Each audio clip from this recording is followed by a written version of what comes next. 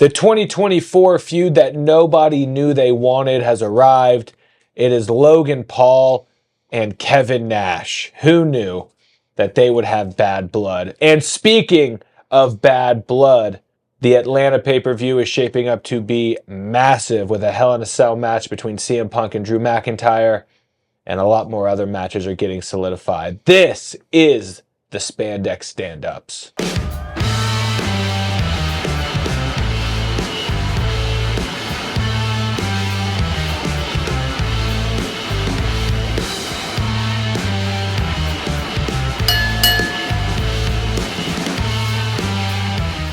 What's up, buddy? How you doing? What's up? I'm good. Good to see you up and moving. Dude, moving around. My back was hurt last week.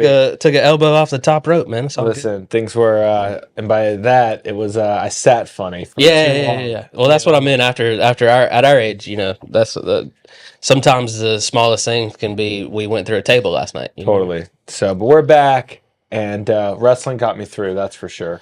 A lot of content out there right now, man. It is WWE week on USA. We got Raw was last night. NXT's tonight. We got Smackdown on Friday.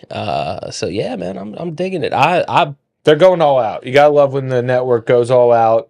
And you know what? Can we just say thank God Smackdown's off of Fox? Yes. That proved to be not good. No. I think. Thought it was gonna be a marriage made in heaven.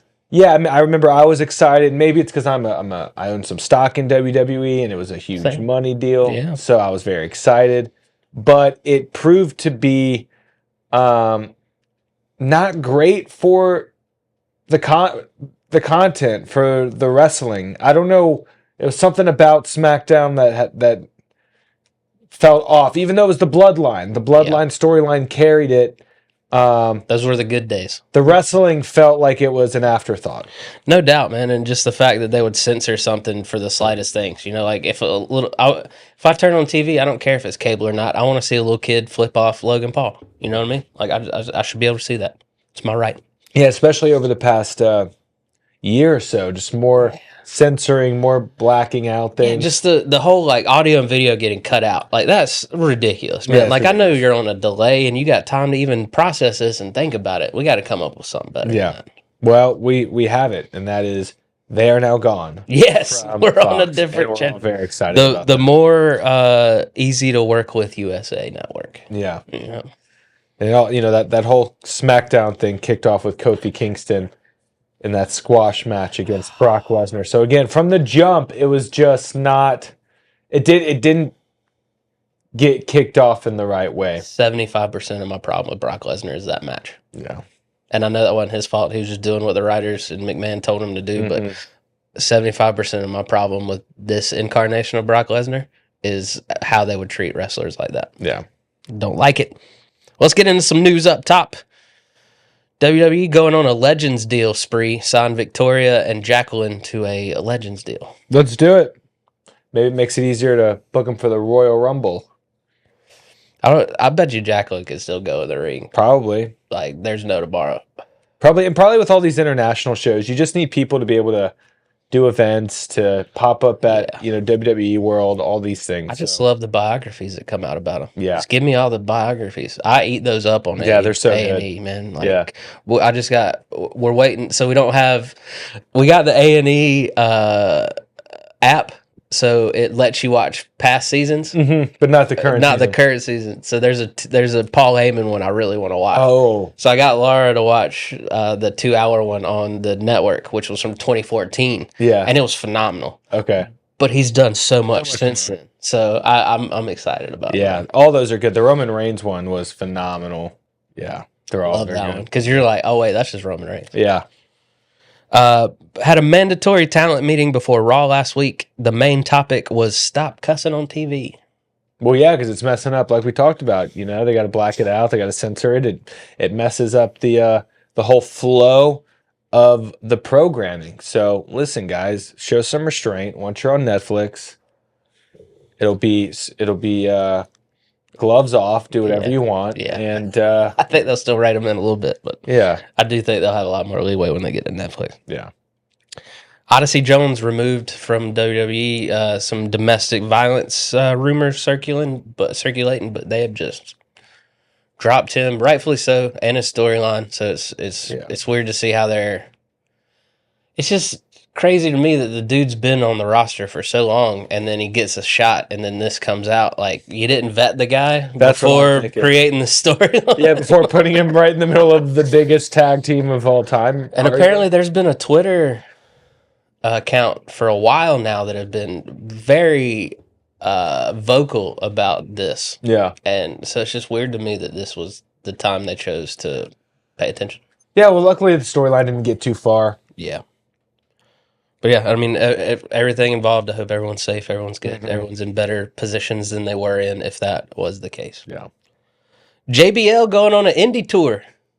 Yeah, I saw that. Dropped in GCW, dropped in OVW. I was watching, I always keep up with old Al Snow down there at OVW. He made an appearance there. And then he has been a lot of interacting with Nick Nemeth in TNA. Dude, former world champ JBL. Should be allowed to do what he wants. Go on this run. Go on this little last cowboy run or something in the Indies, you know? I mean, I used to hate JBL. Yeah.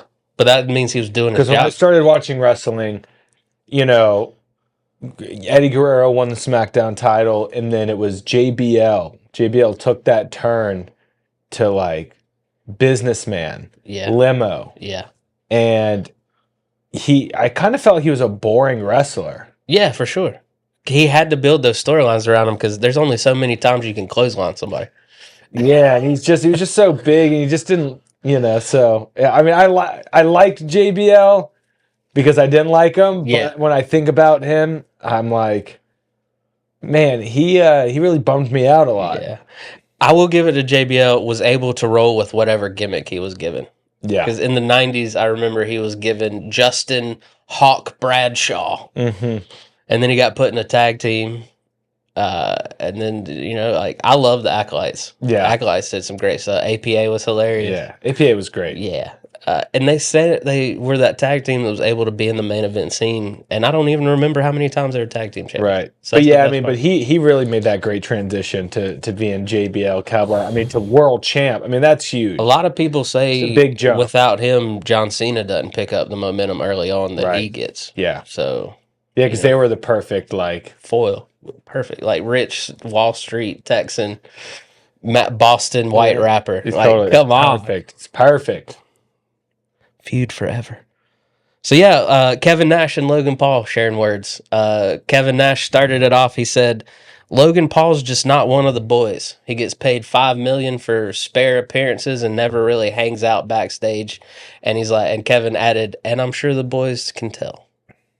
And so then Logan Paul chewed on that for a second and came back and in true Logan Paul fashion said, I'm better than you have ever been at your job. So that's where we're at now. This is today. He just fired back at Kevin Nash. I mean, one, how much does Kevin Nash know about what's going on in the locker room? Right. Two, we're in a different time where, like, you just don't respect your elders anymore. No. Even those that paved the way. Because Kevin Nash paved the way in such a major... And in all accounts, he transcended the sport. Backstage guy. And he transcended the sport. Yeah. And yeah, he was a backstage guy. He was loyal to the business, and then he ended up having, and is still having, a relatively... His podcast is very successful. Yeah. And he has a successful Hollywood career. And I mean, when you hear the name Kevin Nash. Yes. Bro. Right. It's I mean, not Diesel, it's Kevin Nash. I mean, Kevin Nash became huge. Yeah. Goldberg level. Yeah. So, you know, better, is Logan Paul better? Again, it's a different business now. He's more athletic. I'll give him that. But yeah, like could Logan Paul have pulled off the NWO storyline? Right. You know, like I don't like comparing people to people because two people are the same. Especially when we're talking like 30 years difference from when some of the most profound moments in Kevin Nash's career happened. Right. Let's maybe say 20 years. Yeah. Well, I mean, I'm watching WWE 95. Yeah. And he's the main event guy. Well, that's what I'm saying. So yeah, I mean, The business was different then. NWO started in '96. That was 29 years ago. Mm-hmm. I mean, wasn't Kevin Nash part of these like Hollywood matches that would happen in WCW where they'd bring in He was a celebrities booker and for a stuff? while too. Yeah, he was running things. He's one of the fingers that gets pointed at, or he's one of the faces that the fingers get pointed at for who killed WCW. But you got to be in a position of power for even to have that, denomination. But Kevin Nash has always kind of been a shit talker. So like, Oh yeah, he loves it. So I don't. He's one of the few people, old school heads, that they talk trash, and I'm like, yeah. Yeah. Because I hate when Goldberg opens his mouth. I hate when Rousey opens her mouth. Yeah. I pretty much, we'll talk about him. He popped up. I hate when Bret Hart opens his mouth, but I like when Kevin Nash opens his mouth. I just hope this doesn't become a trend and it becomes like Randy Orton, like, I hate the flippies. Right. Right. Understand that pro wrestling is an entirely different beast than it was 30 years ago. Yeah, and understand that Logan Paul really is a main event attraction. Yeah. I don't know. No one talked about that Royal Rumble except for him and Ricochet's spot. You dilute him if you have him on SmackDown every week. I'll give you that. He's a special attraction. Yes. And that's why I'm glad they took the belt off of him, so he doesn't have to show up. Should he be there more? Do it cutting promos? Absolutely. Right. But in terms of wrestling, I'm like, no. Maybe just have him do some dark matches. I mean, dark match main event, so the live fans get it. But I mean, in some ways, Kevin Nash is right. Logan Paul's earned his spot, but in a different way than everyone else earned it, and much quicker and much faster. Yeah. He's the new Miz. He got to the Federation by unconventional means. Mm-hmm. So of course the locker room isn't exactly going to be there with open arms. Right. But I don't know about people being so anti Logan Paul. I would like to see how much truth there is to how does the rest of the locker room feel about him. Mm-hmm. That would be interesting to know. So locker room, holler at us. Let us know what's up. How y'all feel? Yeah. How y'all feel about Randy? Give us a call. Let us know how you feel about Logan Paul these days. Backstage. Not the wrestler. Not kayfabe. Let us know. Rumored WWE NBC primetime special is going to be labeled as a Saturday night's main event, going old school. I love that. That's when I first started watching wrestling, so I am here for it. I hope they go big. I hope we get another like Andrade Carmelo Hayes match. I think we're going to get like a holiday special, so I think they're going to go all out. Yeah. But when they do that, sometimes it doesn't really help with the storyline. It might just be like a glorified salute the troops. Right. Right. We'll see how they play. It'll be in Madison Square Garden. Yeah. So I'm excited for it. Another shot at WWE taking on main event. Totally. I like how much of a wrestling fan I am that I call the real world the main event. Yeah. Trailer released for Mr. McMahon on Netflix. I'm so happy to find out WWE Norm McMahon had final say in this. Yeah. But that they participated. Yes. And full-fledged participation. You wonder, why are people participating in these documentaries about their own downfall? I just watched the Pete Rose one. It was great, but it didn't make me feel better about Pete Rose afterwards. You're just like, what are people doing? People just want their story told. It's going to be insane. And, as a wrestling fan, listen, it's part of the history. Vince McMahon is. Yeah. And what does the wrestling business do? They turn real life into great content. And that's what this documentary is probably going to be. I think they sold it on McMahon as his legacy. Because I think McMahon's one of those that good, bad, or ugly, he just wants people to remember him. Yeah, and I'm sure there'll be like, if it's going to be 6 parts, 5 parts, something like that, probably the first 2 or 3 are probably pretty positive. Yeah, and then they're going to be like, all right, we got to have the other episodes, Vince. Now we got to be real. Yeah, we got the episodes that make you feel good. Yeah, but I was very intrigued with the amount of people they had on the documentary. Because you either get one or the other.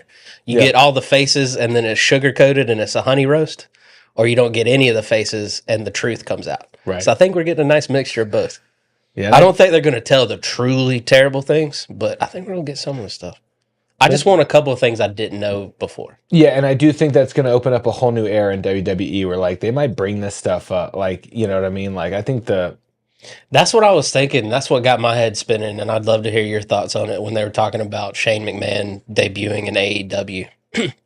my mind went to, well, WWE's going to use this. And now I think there's more likelihood of Shane McMahon showing up on WWE TV now than AEW. Oh, I don't know about that. Maybe. You say they love It depends on using stuff. Depends I just on. think it would shock the world if we've all been talking about Shane McMahon and AEW, and then he shows up. Yeah, but I don't know. The son of Vince McMahon, that just seems weird. Even though he has such I think they're stupid for showing up. Any company using him. I think they're terrible. But Stephanie's been shown quite a bit, and people are rallying around Stephanie. And I don't think we truly ever hated Shane. No, and honestly, when you think about the moment Shane has provided, like, we love Shane. I want to see him go through the Titantron again. Like, we love Shane. I need a coast to coast one more time. But I do think we're going to get Brock Lesnar back before we get Shane. Yeah, I'll give you that for sure. I don't think he shows up anywhere, but I'm just saying I can see WWE being like, "Oh, y'all talking about him going to AEW?" Yeah. Well, nah, yeah, swerve. Last thing of note: 2024 PWI Top 500 list dropped. Number 1. I hadn't seen anyone else. I've only seen who's got the number 1 spot. Cody Rhodes. Cody Rhodes.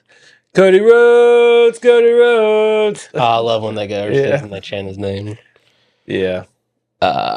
Main event results time. Dante Chen defeats Uriah Connors in the first match. You know, getting some NXT guys, some Sean. I think Uriah is brand new. I think they just signed. I think he's coming up. I think he just got his name and he's just now coming up. So dude, just wanted to kick the tires on it. Love that. Got his wrestling name. Yeah. And then Alpha Academy got a win. Otis and Akira beat OTM, which is a predominant NXT tag team. Boom. They got a Grand Theft Auto kind of gimmick about them, and I love it. Out the mud. I like it. I like it. NXT. Julia makes her in-ring debut versus Chelsea Green. Okay. Looks like they're putting her in the main event scene with Roxanne right from the get-go. That's a sign. I haven't seen any Julia matches, but she's been in these ranks. But It should be like an international. Yeah. So she made her name in Japan.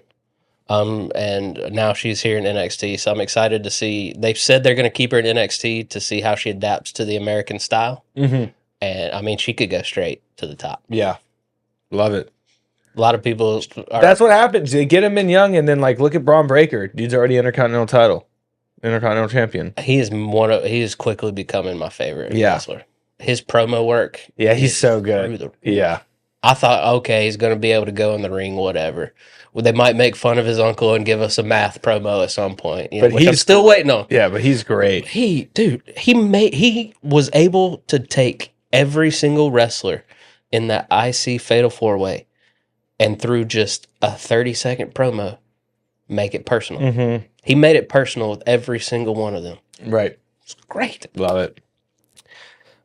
Big names for a CW debut. NXT moving over to CW. They got Street Profits battling for the tag titles tonight. Okay. Women's tag champs Bianca and Jade are going to make an appearance, that first debut on CW. And Punk is going to be with them in Chicago, and Orton's going to be with them in St. Louis. Oh, look at that. So they're on the road for the first 2 weeks as well. CM Punk's going to come out and cut another promo. That's just, he's so happy to be here, and everyone loves. He's a new CW or new CM Punk, CW Punk. CW Punk.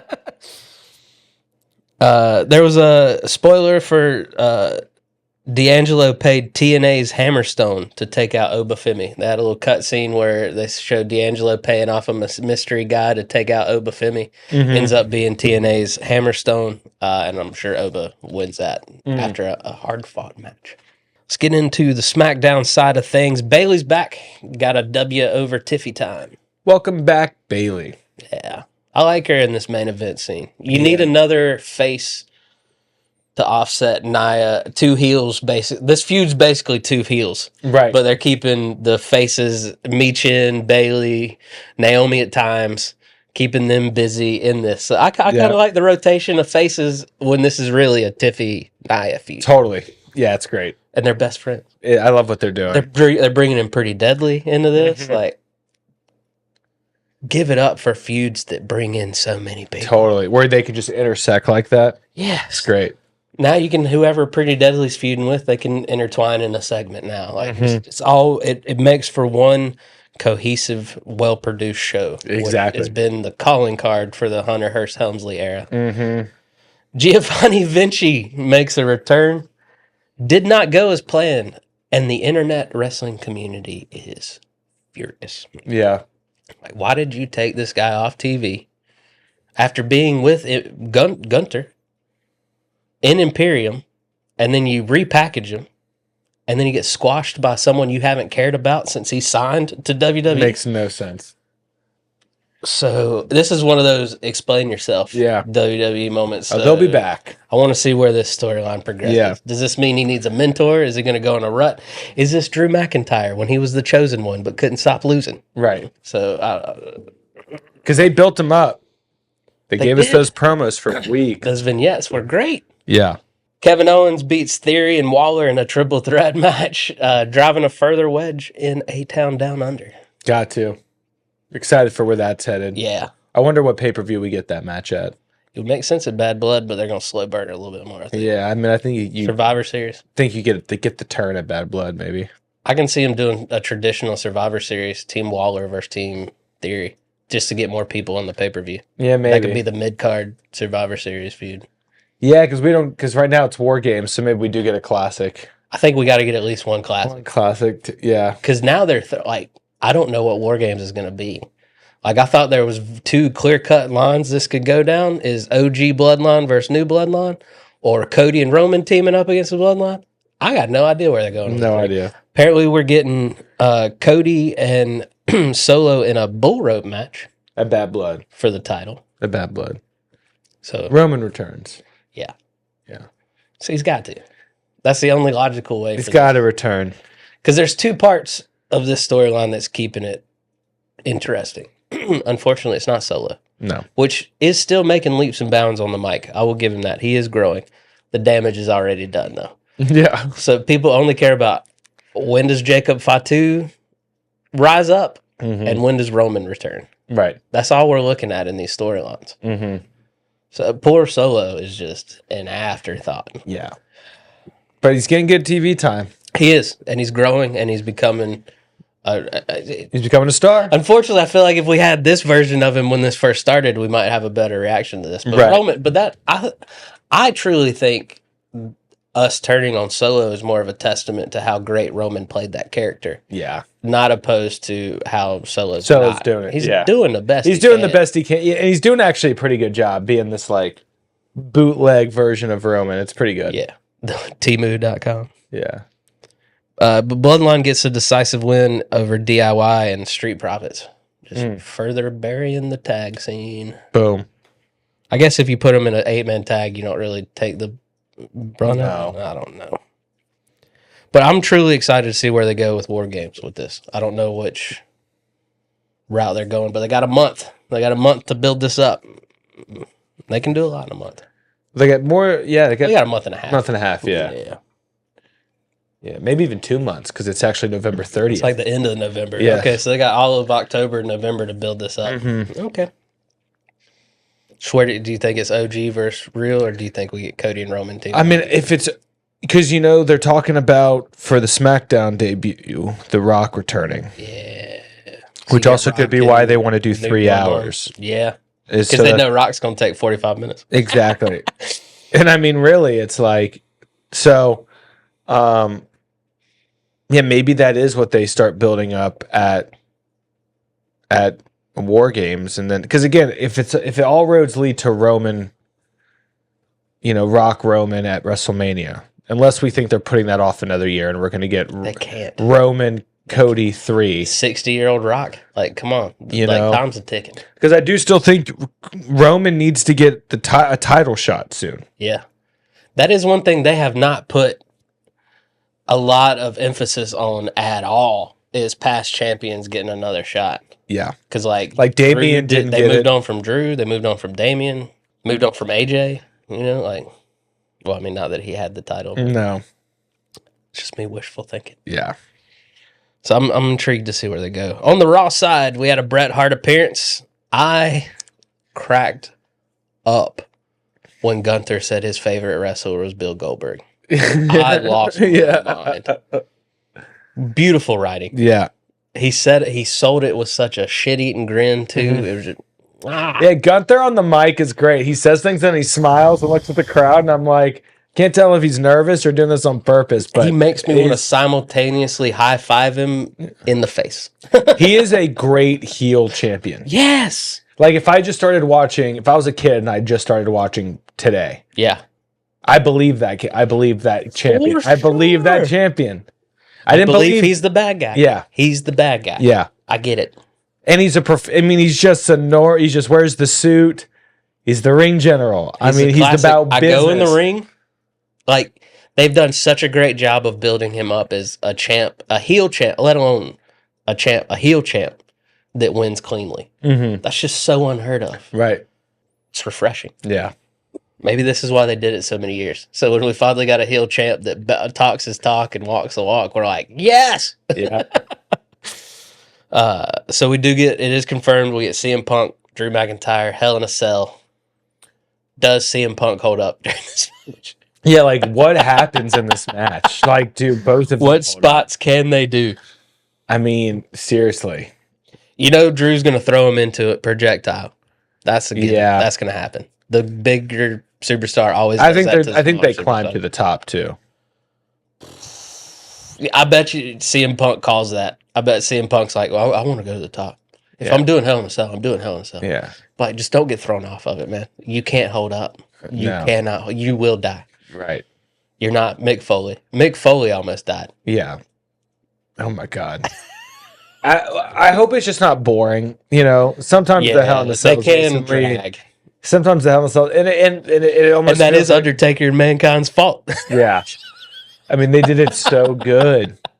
But no, sometimes these Hell in a Cells recently just feel like, it could be a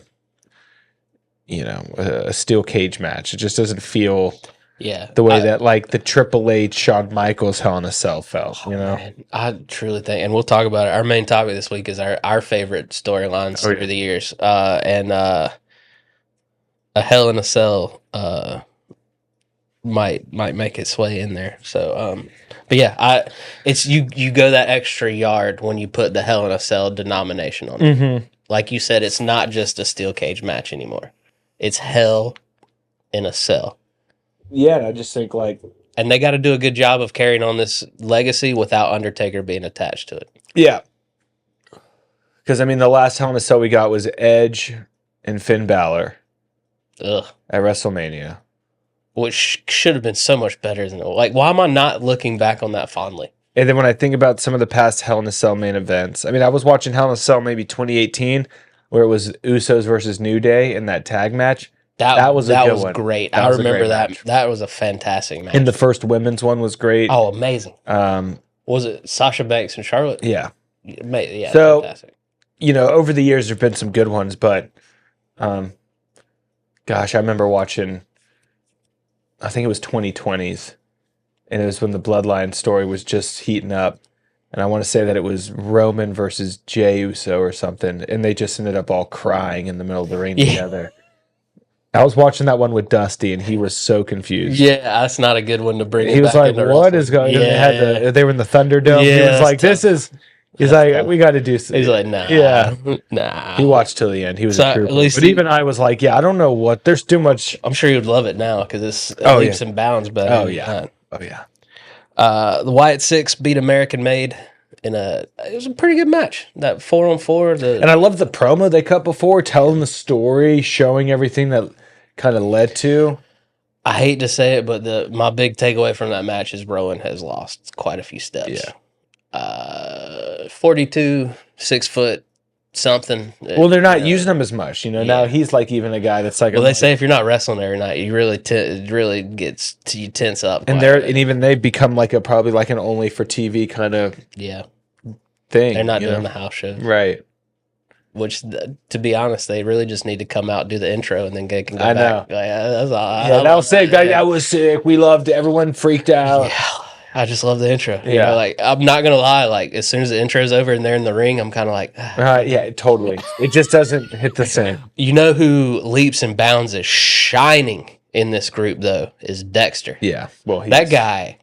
Well, they just kept his moveset so contained when he was the serial killer Dexter Loomis. Yeah. Now he's high flying Dexter Yeah, Loomis. totally. So I'm excited. And I like his hair. I hope him and Gacy get a run with a tag as a tag team. Yeah. Yeah, the dreads are awesome. Dreads are awesome. Gacy it can just go and he's just one of those great wrestlers that needed something like this for us to care about. I enjoyed his cult work in NXT, but they didn't. You could tell they weren't going to use it to its capabilities. Right. So him being with this Wyatt Six is perfect. Yeah. And I think, they just got to make sure they keep it interesting. Yeah. Just use Rowan as the muscle. You know what I mean? Yeah. Which I'm glad he's a part of it. It makes it real and authentic. I mean, obviously you got Bray Wyatt's brother that makes it right. But Rowan was with that first incarnation of the family. Yeah, Braun's got to join. Which, please, because I don't like what they're doing with that should almost be the next feud of theirs, is like they go after Braun, maybe Braun resists. I love they came back as faces because we were going to cheer for him no matter what. Now let's see some sinister stuff. Yeah. They're earmarked for heel work. Well, I think that they kind of were supposed to be heels, and then we loved it. Yeah. I don't think they expected us to be like, that was amazing. Yeah.